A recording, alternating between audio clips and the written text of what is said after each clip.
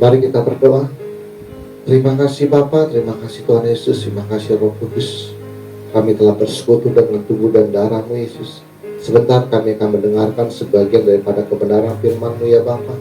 Sebelum itu, segala puji, hormat, syukur kami naikkan kepadamu Bapa, kepadamu Tuhan Yesus dan kepadamu Roh Kudus, karena Engkaulah Allah Tritunggal kami yang Esa.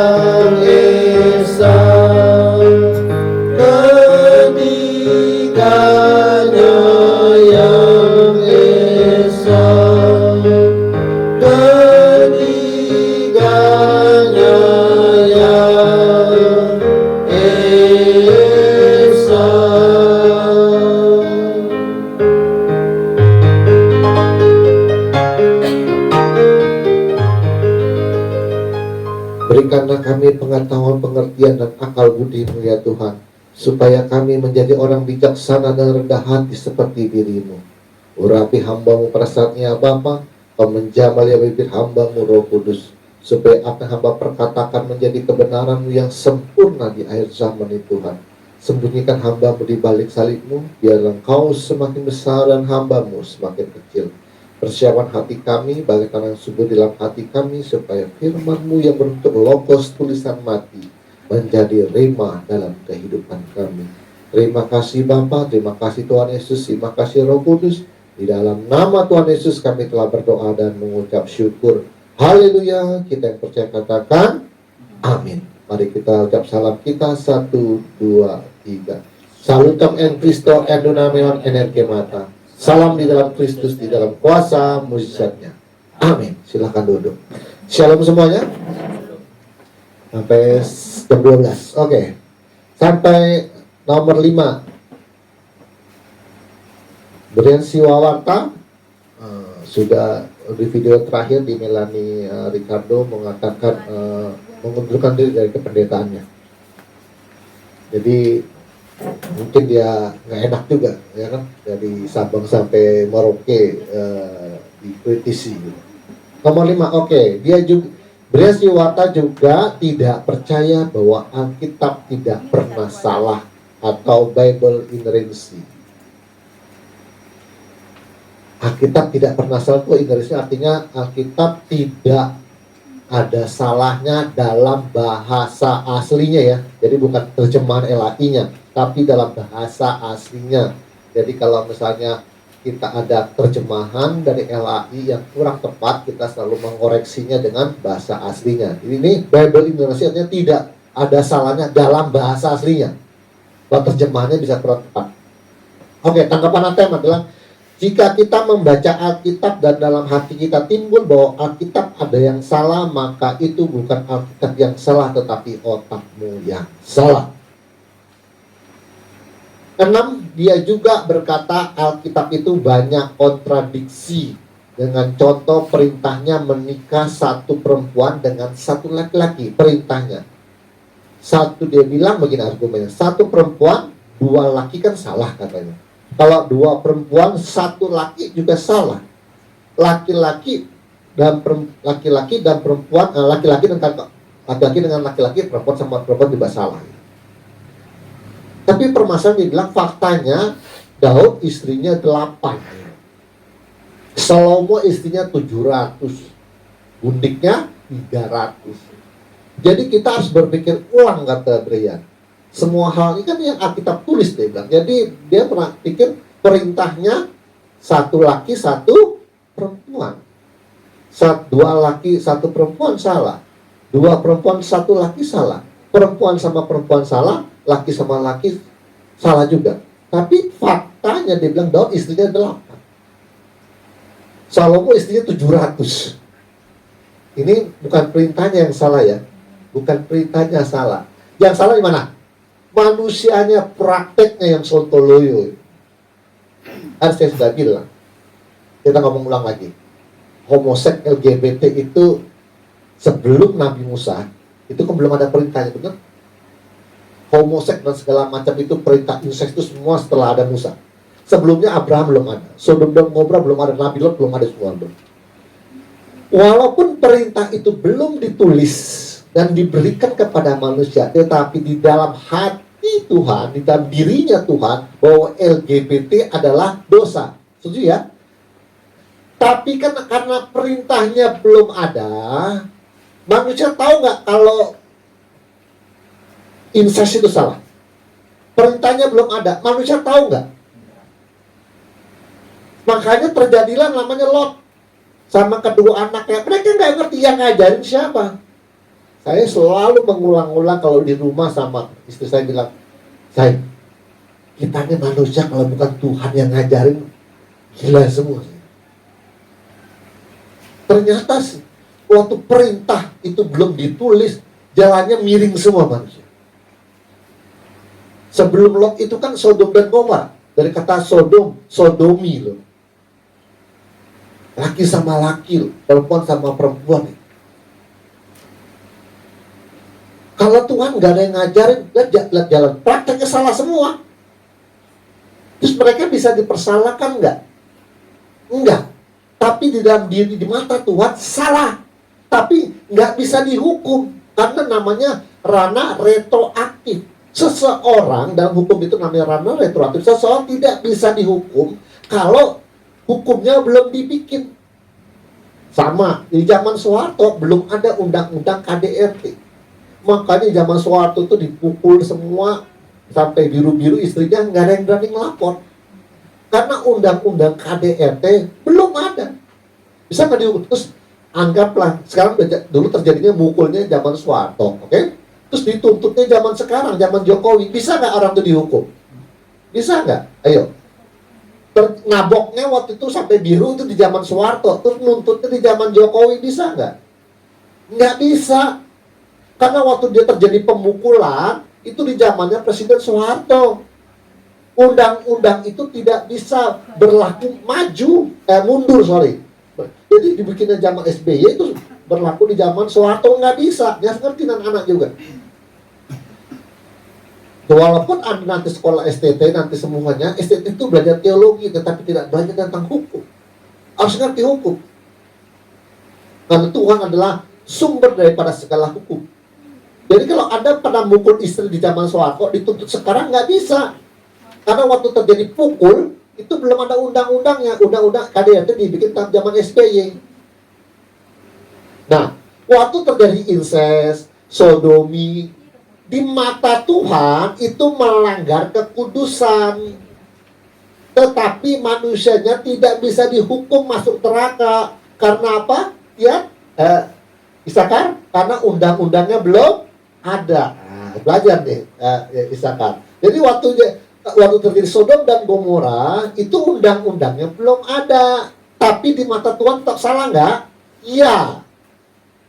Karena makanya waktu bilang aku banyak mendengar keluh kesah tentang Sodom dan Gomora, aku ingin mari kita turun untuk melihatnya. Dipukul nggak? Iya, dipukul secara jasmani, badani. Di mana ayatnya? Pinjam Alkitab. Itu dulu HP. Saya bukakan apa nama ayatnya. Nah, ini saya tentang bicara ini tentang Daud ini juga saya lagi arah ke sana. Saya bukakan, itu dihukum tapi tidak masuk neraka. Karena undang-undangnya Tuhan belum bikin. nanti orangnya komplain.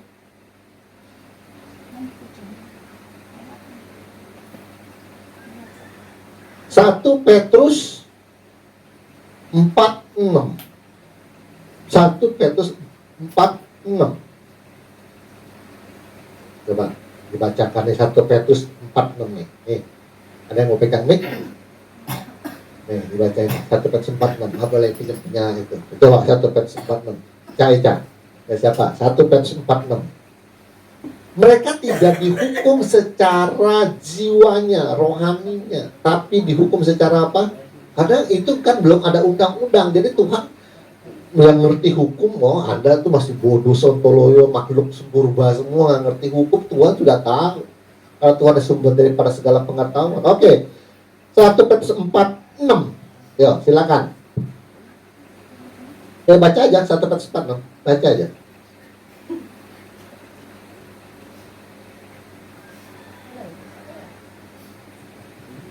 Nyalakan. Nyala, belum. 1 Petrus 4 ayat 6. Itulah sebabnya maka Injil telah diberitakan juga kepada orang-orang mati, supaya mereka sama seperti semua manusia dihakimi secara badani, tetapi oleh roh dapat hidup menurut kehendak Allah. Jadi waktu Jumat Agung itu bukan hanya nyelamatin zaman-zamannya Nuh, tapi langsung dikasih tahu. Diberitakan aja kepada orang mati. Zaman Sodom dan Gomora itu dikasih tahu. Kira-kira begini, bayangkan. Tahu nggak kenapa dikurung semua di sini? Melanggar kekudusanku. Itulah kenapa kalian dihukum oleh Bapa. Secara apa? Dihukum secara apa? Badani. Jasadnya dihukum. Turun api dari langit. Karena melanggar kekudusan. Tetap dihukum, tapi secara badani. Orangnya nggak masuk neraka, dikurung dulu di Seoul. Di dunia orang mati, kurung dulu semuanya. Dikasih tahu semua. Sekalian sama yang Nabi Nuh juga dikasih tahu. Tahu nggak dulu? Kenapa air bah membunuh kalian semua? Nabi Nuh sudah teriak-teriak. Semuanya cenderung berbuat jahat. Sekarang Tuhan diselamatkan, rohnya bisa. Tapi badannya nggak dikasih ampun sama Tuhan. Tapi kita setelah zaman Musa nggak bisa lagi. Karena perintahnya sudah ada. Setelah zaman Musa coba-coba bersinah, coba-coba inses, nggak ada ampun lagi. Bukan hanya tubuhmu yang dia akan dihabiskan, tapi roh dan jiwamu dihabiskan sama Tuhan. Dihukum semua. Itu. Nah, di dalam cerita Daud ini praktek yang salah, bukan aturan yang salah. Makanya disebut Tuhan apa? Semua telah menyeleweng, semua tidak ada yang berguna, semuanya tidak ada yang berakal budi, karena nggak sesuai apa yang kehendak Tuhan di dalam diri Tuhan.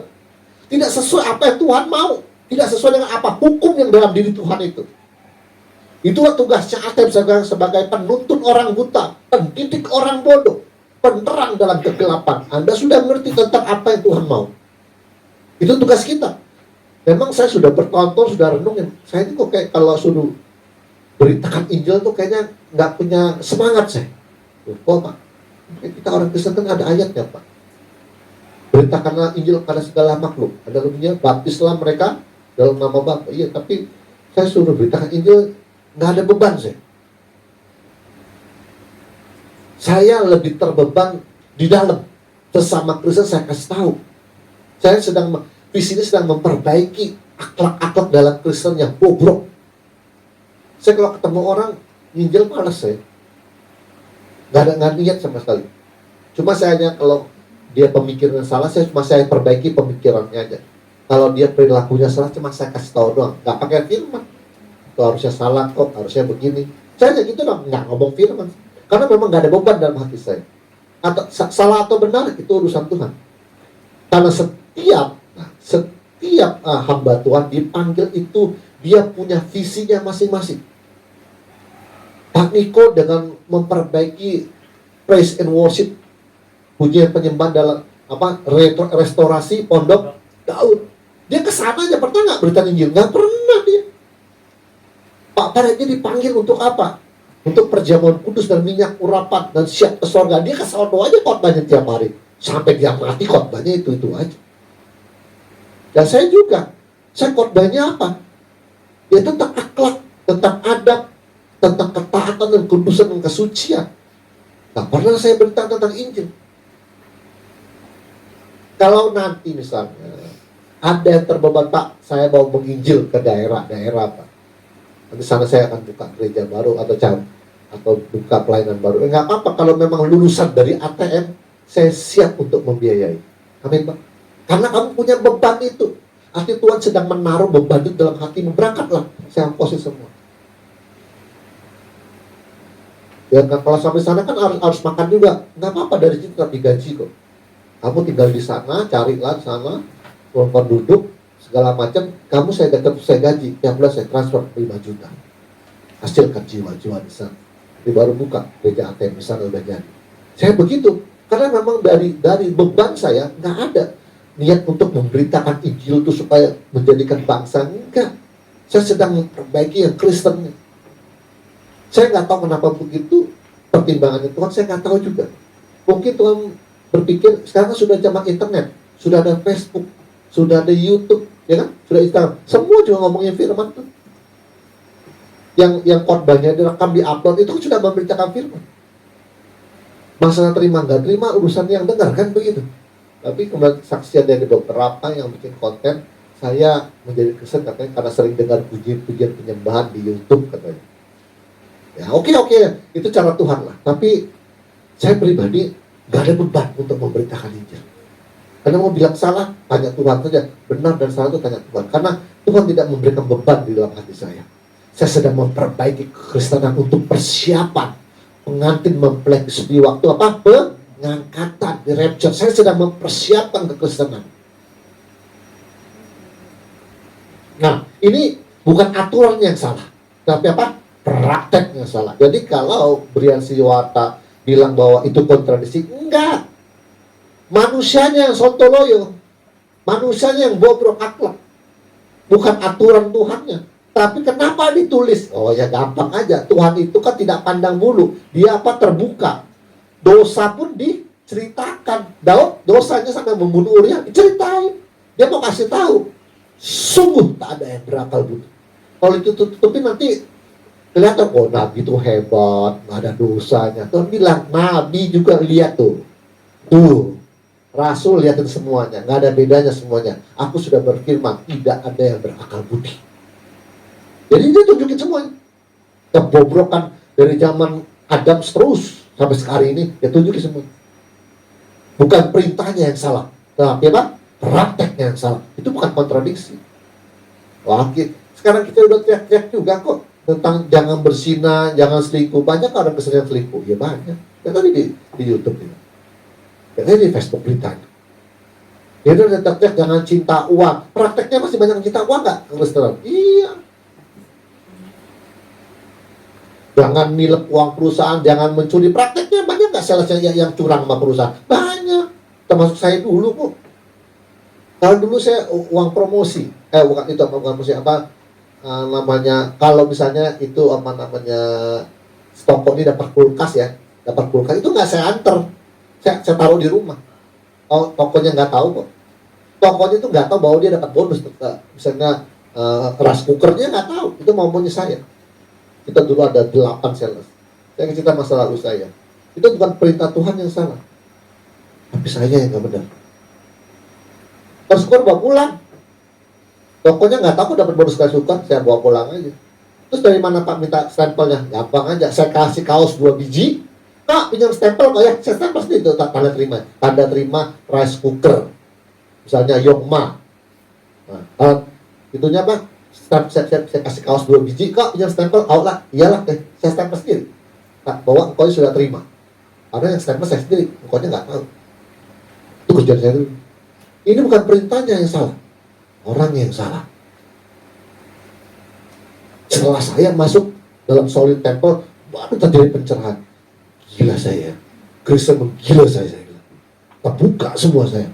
Memang dalam orang bodoh semua, nggak ada yang berakal budi saya bilang. Makanya di visi ini kita selalu memperbaiki semuanya. Ini nggak boleh pelanggaran, ini nggak boleh pelanggaran, ini kena pasal, kena undang-undang, ini kena pasal, kena undang-undang. Nggak boleh ini.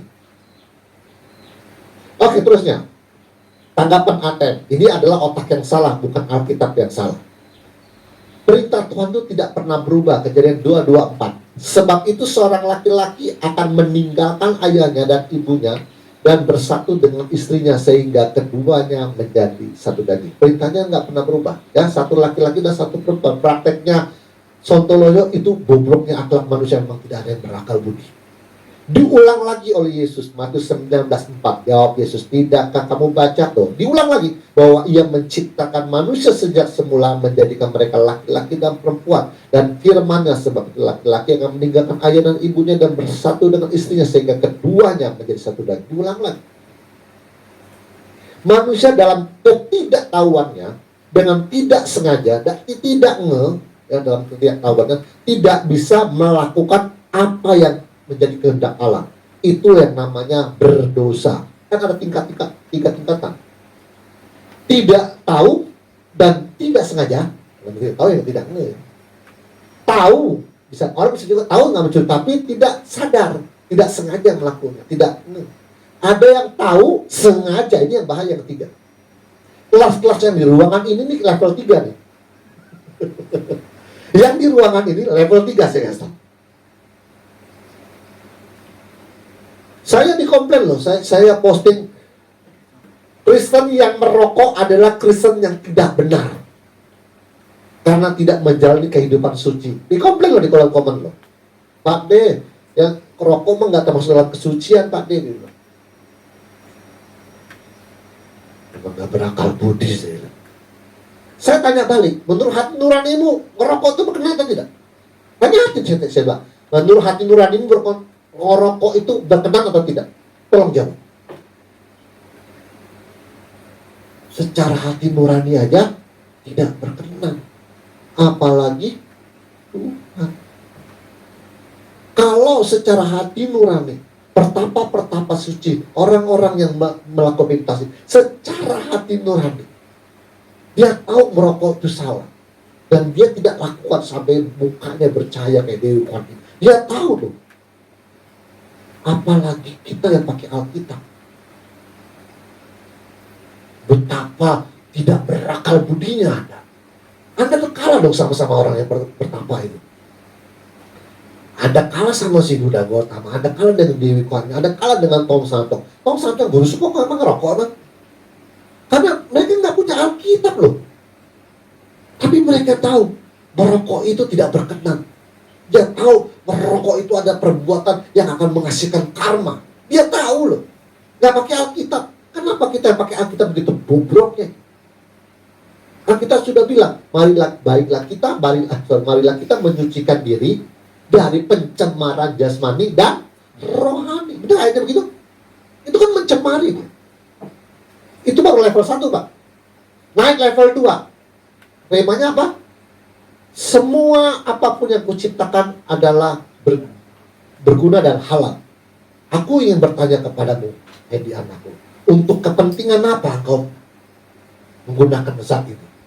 Ini renungannya lebih tinggi Pak, daripada hanya pencemaran jasmani. Tuhan bilang boleh pakai morfin untuk kepentingan apa? Tuhan bilang boleh untuk pakai nikotin. Untuk kepentingan apa nikotinnya? Dan minum nikotin untuk obat. Sama dengan ngopi. Ngopi itu ada racun namanya kafein. Tuhan tanya, untuk kepentingan apa engkau menggunakan kafein? Kalau Anda lihat Paramek atau Bodrek itu ada paracetamol berapa, kafein berapa gram, benar? Untuk kepentingan apa? Orang yang terikat kopi masih belum tembus akal budinya Tuhan. Terikat kopi. Tiap hari mau ngopi itu belum. Karena menggunakan kafein itu untuk kepentingan apa? Itu levelnya kita Pak. Bukan hanya mencemari jasmani. Kalau hanya mencemari jasmani, itu orang bisa bilang, Pak, kita di jalan juga bisa asap knalpot, itu kan mencemari jasmani. Kan saya bilang, anak-anak, saya sudah bilang, kalau hanya mencemari jasmani, Anda tuh argumen itu masih anak-anak, saya sudah tahu. Makanya saya naikin level kedua. Untuk kepentingan apa?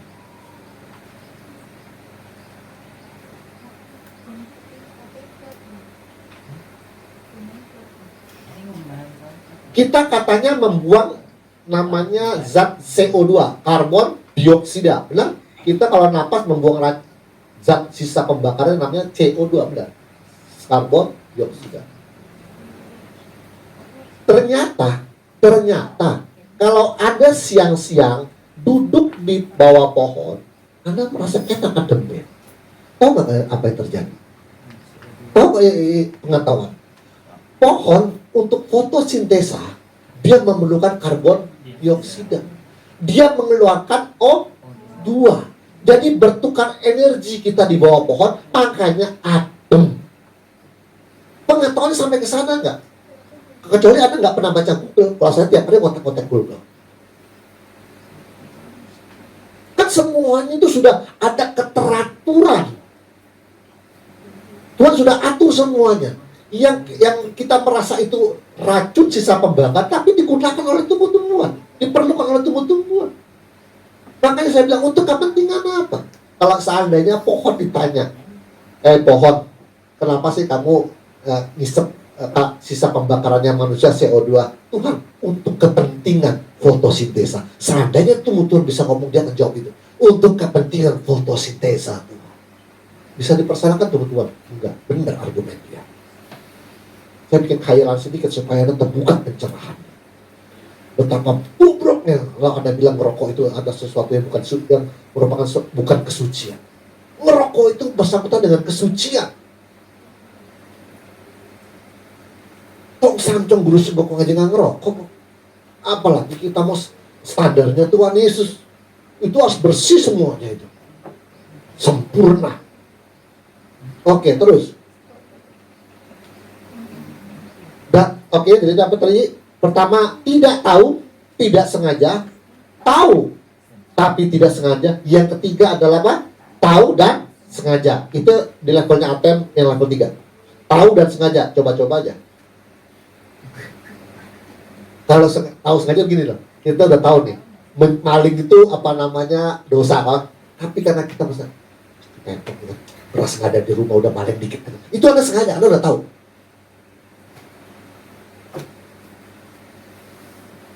Jadi itu levelnya ATM memang pengen bermain di kelas itu memang. Makanya kita ini kesuciannya memang susah untuk apa namanya dipahami oleh di luar ATM. Termasuk kekristenan untuk mempelajari daripada pemahaman ATM ini babak belur semua. Selalu kan berpikirnya masa sih sampai sebegitu acan si Pak Pendeta. Apa begitu suci apa? Nggak gitu-gitu kali Pak Pendeta. Pasti argumennya dalam hatinya pasti begitu. Apa begitu sih Pak? Tapi itu kan pelanggaran, Pak.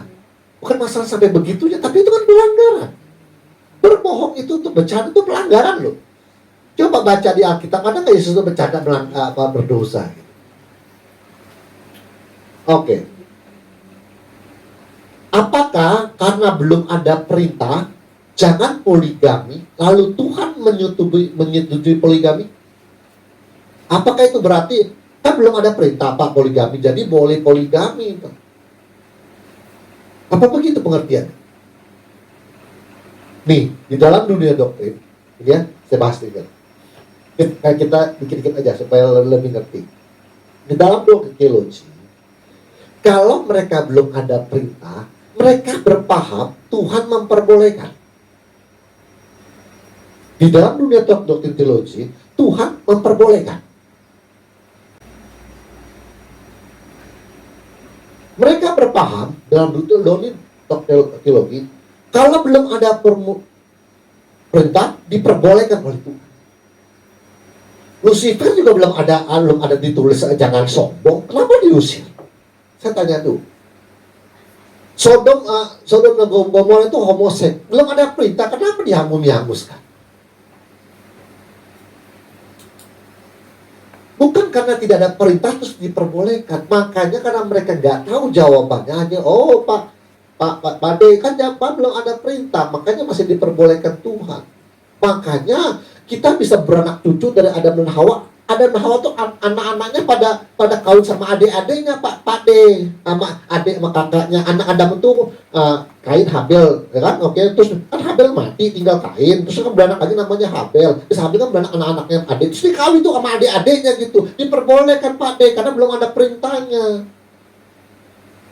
Dongo rohani saya kasih tahu. Sudah, Tuhan belum ada perintahnya, masa Tuhan memperbolehkan incest? Gila lu. Saya kasih tahu. Itu bukan diperbolehkan. Itu salah.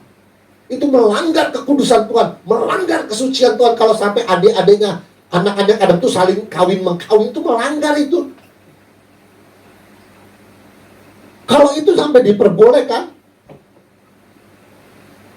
kan zaman Musa baru dilarang, Bang. Dulu masih boleh supaya manusianya banyak gitu. Oh gitu. Ada dan Hawa itu, saya tanya, rasnya ras apa? Rasnya ras apa dia? Suku apa, ras apa, bahasanya apa? Coba saya tanya. Oke? Kalau bilang satu ras, satu bahasa, satu suku, kenapa muka lu sama muka gue beda? Disangkal. Kenapa mukamu sama muka saya beda? Katanya kan dari Adam dan Hawa. Satu ras, satu golongan, satu bahasa, satu suku. Kenapa mukamu sama mukaku beda? Belum. Pemahaman Anda tuh belum, saya kasih tahu. Tetap dalam hati Tuhan tuh tidak ada incest. Tidak ada nama diperbolehkan. Untuk menghindari incest, maka adanya dunia purba. Supaya menghindari incest. Tuhan itu berakal budi. Walaupun aku belum kasih perintah, tapi incest itu pelanggaran, tidak boleh. Makanya diciptakanlah dunia purba. Supaya timbul 3 ras. Apa? Mongoloid, Negroid, dan Kaukasoid. Yang Negro, yang punya keriting, yang Asia, ini kita tembus Asia, dan bule, matanya biru, rambutnya biru. 3 ini nantinya dia saling kawin-kawin lagi. Timbul lagi ras baru lagi. Kayak misalnya Indian kan agak kemerah-merahan kulitnya dia. Jadi ras itu putar-putar lagi. Tapi sudah tidak incest lagi karena sudah beda ras. Apa yang mau buka khotbah saya nanti silakan. Karena itu salah. Kejadian 4:19, Lamek mengambil istri 2 orang, yang satunya ada dan yang lainnya sila. Nah, jadi disangkanya ini buktinya diperbolehkan Tuhan, bukan tidak diperbolehkan. Perintahnya belum ada, manusianya tidak tahu bahwa 2 istri itu tidak boleh. Pak, tapi kenapa diizinkan? Ya ampun, jangan kebenaran itu jangan berdasarkan diizinkan. Saya kasih tahu, sekarang juga banyak yang bersinah, diizinkan Tuhan, jadi bersinah sampai bunting punya anak, diizinkan, apa itu kebenaran. Segala sesuatu yang diizinkan Tuhan belum tentu kebenaran. Terjadinya Daud sama Uria kok diizinkan, tapi itu benar. Jangan berprasangka, oh ini kan Lamek istrinya 2 diizinkan Tuhan. Segala sesuatu yang diizinkan Tuhan belum tentu itu berkenan. Oh, orang yang korupsi juga banyak tuh diizinkan lagi jadi kaya. Diizinkan, tapi itu benar atau salah? Kebenaran tidak bisa berdasarkan kata diizinkan. Kebenaran itu berdasarkan firman. Kebenarannya Tuhan, kekudusannya Tuhan. Berdasarkan apa? Segala sesuatu benar atau salah berdasarkan apa? Dirinya Tuhan. Bukan berdasarkan diizinkan. Kalau diizinkan, Adam dan Hawa juga diizinkan makan buah terlarang. Atau benar atau salah? Ternyata Tuhan bilang, kenapa engkau makan buah yang aku larang? Oh, diizinkan. Tapi kan itu bukan kebenaran. Akibatnya apa? Pada hari engkau memakannya, engkau akan mati. Terus yang bodoh jawab bilang ini, Pak, waktu Tuhan bilang, pada hari engkau memakannya mati. Buktinya Adam dan Hawa tidak mati, Pak. Karena yang dungu tuh begitu tuh. Ada lu kasih komen yang seperti itu, Kristen lu. Dungu bener lu. Pada hari engkau memakannya, engkau akan mati. Pada hari. Udah sampai 1 hari apa belum? 1 harinya Tuhan berapa? 1000 tahun. Ada umurnya sampai 1000 tahun nggak? Nggak ada. Paling tua tuh kalau nggak salah Metusala 964 kalau nggak salah. Kalau salah koreksi. Adam nggak sampai 930. Adam itu umurnya 930. Nggak sampai 1000 tahun? Enggak. Pada hari 1 harinya Tuhan. Jangan bilang tuh waktu Tuhan bilang mati nggak mati tuh. Menurut saya.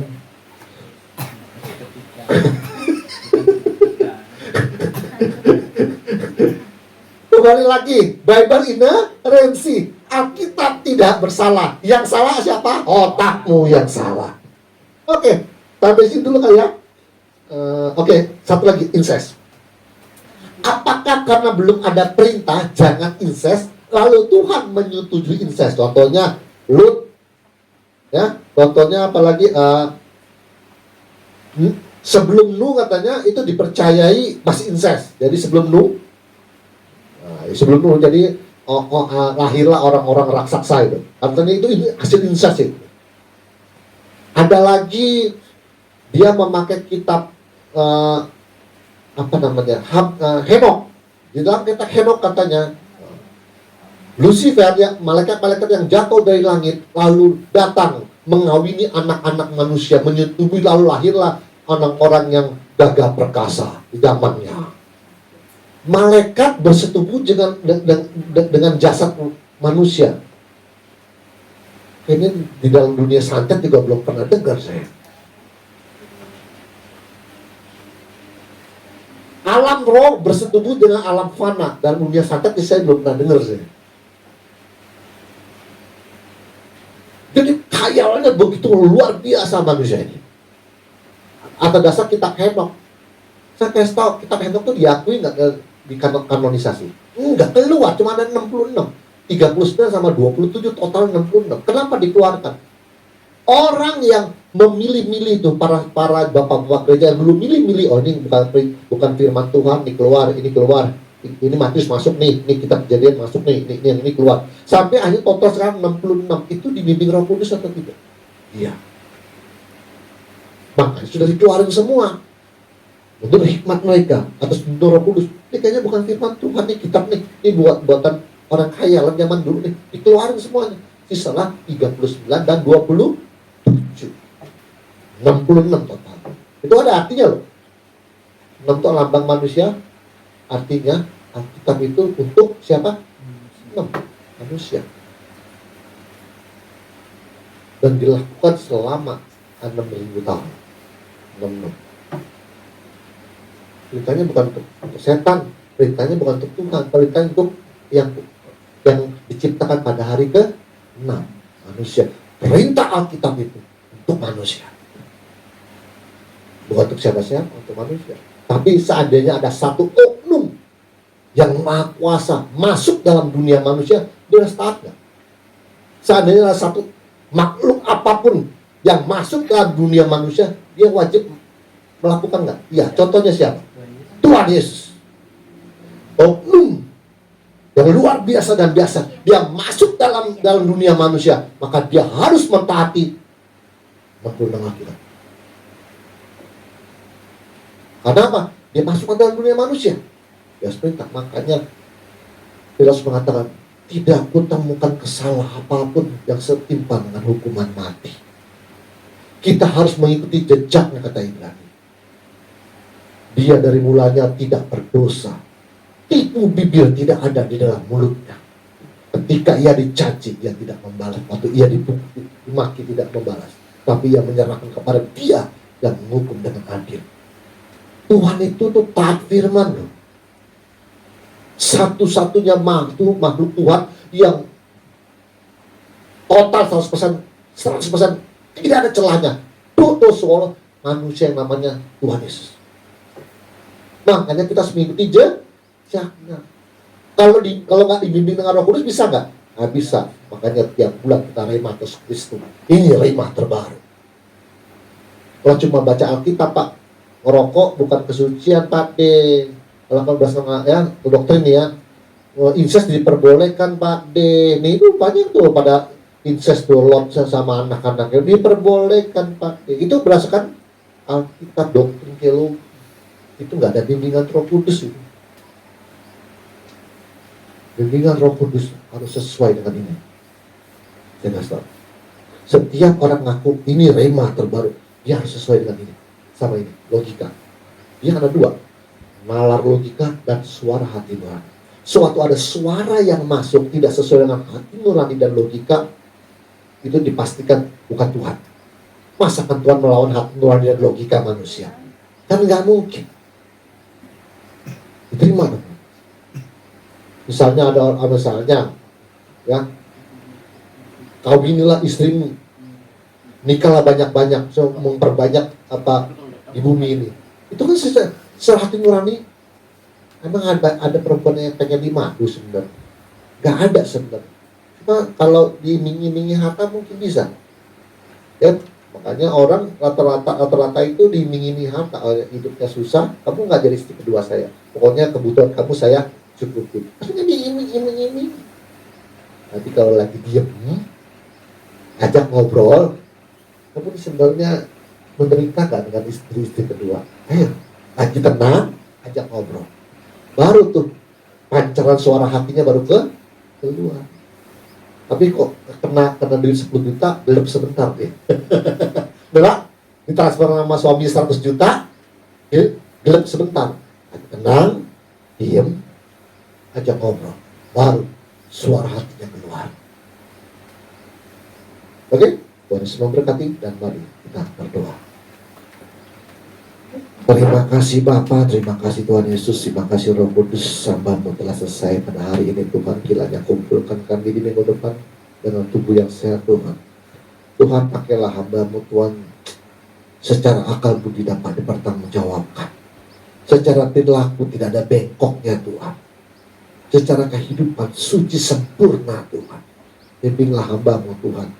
Dan ada apa yang di ruangan ini juga semuanya Kau memimpin dalam kehidupan mereka masing Tuhan. Tanpa Tuhan kami semua tidak ada yang berakal budi. Harus Tuhan turun tangan sendiri untuk mengajari kami. Harus Tuhan sendiri yang mengajar kami supaya kami berakal budi seperti Engkau. Terima kasih Bapa, terima kasih Tuhan Yesus, terima kasih Roh Kudus. Di dalam nama Tuhan Yesus kami telah berdoa dan mengucap syukur. Haleluya. Kita yang percaya katakan amin. Tuhan Yesus memberkati.